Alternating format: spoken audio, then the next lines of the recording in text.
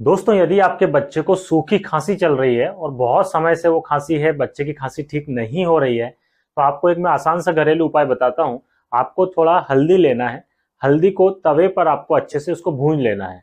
भूनने के बाद उसको गुड़ में मिलाकर छोटी छोटी सी गोलियां बना लीजिए। जैसे हम गोली चूसते हैं, बच्चे जो चूसने वाली गोलियां होती हैं इतनी बड़ी साइज की, वो गोली बनाइए और उसको एक एक गोली बच्चे को सुबह, दोपहर में और एक गोली शाम को, 3 टाइम वो गोली दीजिए। आप देखेंगे कि धीरे धीरे बच्चे की ये जो सूखी खांसी है खत्म होती जाएगी और बच्चा एकदम स्वस्थ होता जाएगा। जय आयुर्वेद।